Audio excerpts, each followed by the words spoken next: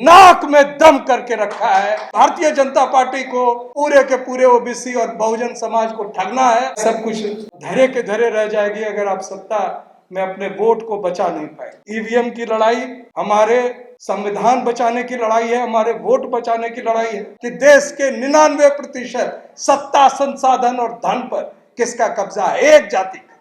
Supreme court पर किसका कब्जा है? एक जाति का। 2024 के चुनाव में अगर ईवीएम से होगा, आप कभी नहीं जीत सकते हैं। इस देश के आस्था के नाम पर एक खिलवाड़ किया जा रहा है, महिलाओं को अपमानित किया जा रहा है। हमारे पूर्वज हैं, उन सभी का नमन करते हुए और मंच पर जो सम्मानीय हमारे साथी बैठे हैं, भानु प्रताप जी जो अभी ईवीएम को लेकर संघर्षरत है और हम उनके साथ में हैं।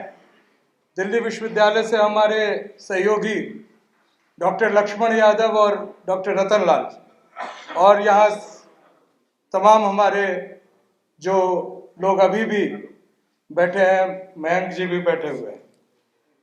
सबसे पहली बात मैं आपको सूचना देना चाहूँगा, आज महिला बिल पर बहस है। दिल्ली विश्वविद्यालय में हमारी महिला साथी जो है, जिनको 2020 में निकाला गया था, डॉक्टर रितु सिंह, संघर्षरत है और आज उनका एक विशेष कार्यक्रम था जिसमें भाई चंद्रशेखर आजाद जी भी शामिल हुए। और दिल्ली विश्वविद्यालय आज एक फोर्ट की तरह है, उसके आर पार लोग जा नहीं सकते हैं। एक महिला साथी ने नाक में दम करके रखा है और अपने हक के लिए अपनी आवाज और अपने समाज की आवाज को बराबर बुलंद कर रही है। मैं ओबीसी महासभा से निवेदन करूंगा कि उनके समर्थन में भी वो जरूर अपना वक्तव्य, ट्वीट वगैरह जो भी है करें। इसमें आज दूसरी बड़ी बात है कि जो दो टॉपिक बहुत ही महत्वपूर्ण है, महिला आरक्षण। जिस समय और हमारे कई साथी बोल चुके हैं कि महिला आरक्षण में जब तक ओबीसी आरक्षण नहीं है वो मुकम्मल नहीं। शरद यादव जी इसको लेकर संसद में बहुत जोरदार भाषण दिए थे। आज भी उनका भाषण वही महत्व रखता है जो उस समय था। दूसरी बात है जाति जनगणना को लेकर, और हाँ, महिला आरक्षण में जो एससी के कम्युनिटी के साथ भी जो एक तरह से फरेब हुआ है। एससी कम्युनिटी को ऑलरेडी उनके संख्या अनुरूप आरक्षण है, लेकिन महिला आरक्षण में उसी आरक्षण में से 1/3 काटकर महिलाओं को दे दिया गया है, जबकि होना यह चाहिए था कि एससी आरक्षण अलग था और महिला आरक्षण में 1/3 एससी महिलाओं को मिलना चाहिए था। जाति जनगणना जो है एक बड़ा महत्वपूर्ण मुद्दा है। मैं बिहार सरकार को और नीतीश कुमार जी और तेजस्वी जी को और अब जगन रेड्डी साहब को जो आंध्र प्रदेश के मुख्यमंत्री हैं, सभी को बधाई देता हूं। लेकिन मैं ये बताना चाहूंगा कि यह मुकम्मल जाति जनगणना नहीं है। जाति जनगणना वो होती है जो कमिश्नर ऑफ सेंसस करते हैं, और वो कमिश्नर ऑफ सेंसस जो हर परिस्थिति में भारत में 1890 के बाद में हुआ, जब 2 विश्व युद्ध लड़े गए थे तो भी जाति जनगणना हुई थी। लेकिन भारतीय जनता पार्टी को पूरे के पूरे ओबीसी और बहुजन समाज को ठगना है और उन्होंने जाति जनगणना करने से मना कर दिया। और अभी भी वो चाहते हैं कि चुनाव के बाद ये जनगणना हो, क्योंकि इससे सिर्फ ये नहीं पता चलेगा कि ओबीसी या दलित साथी कितने महरूम है अपने हक से, बल्कि यह भी पता चलेगा कि देश के 99% सत्ता, संसाधन और धन पर किसका कब्जा है? एक जाति का। सुप्रीम कोर्ट पर किसका कब्जा है? एक जाति का। और जितने सेक्रेटरीज हैं गवर्नमेंट ऑफ इंडिया में, एक में भी ओबीसी नहीं।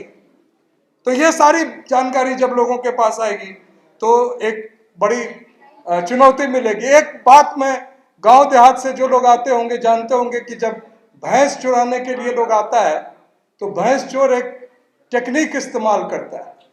वो भैंस को लेकर एक डायरेक्शन में जाता है, दूसरे डायरेक्शन में घंटी बजाता है।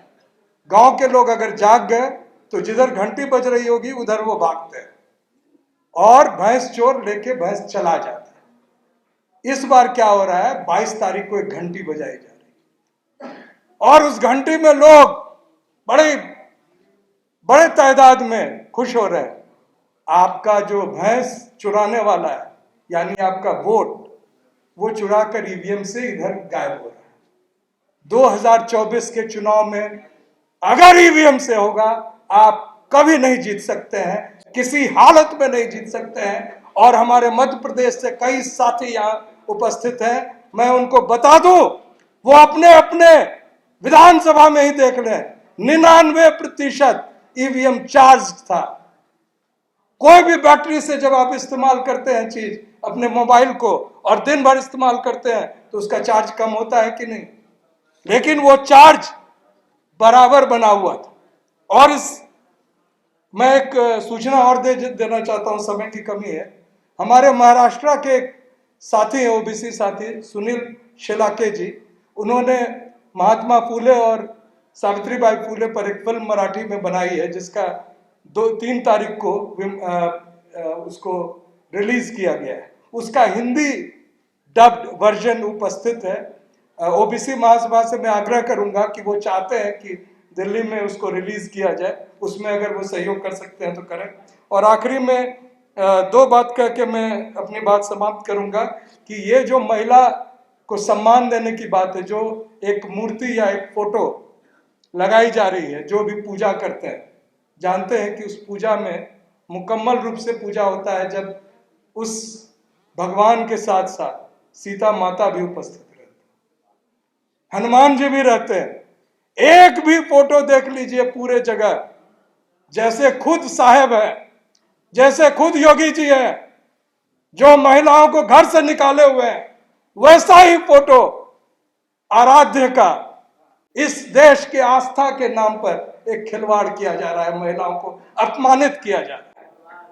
तो इस पर भी मैं चाहता हूं कि ओबीसी समाज जो है अपनी बात रखे। इन्हीं शब्दों के साथ सबसे आखिरी में मैं सिर्फ एक निवेदन करूंगा कि आप अपनी जनसंख्या सब कुछ धरे के धरे रह जाएगी अगर आप सत्ता में अपने वोट को बचा नहीं पाए। ईवीएम की लड़ाई हमारे संविधान बचाने की लड़ाई है, हमारे वोट बचाने की लड़ाई है।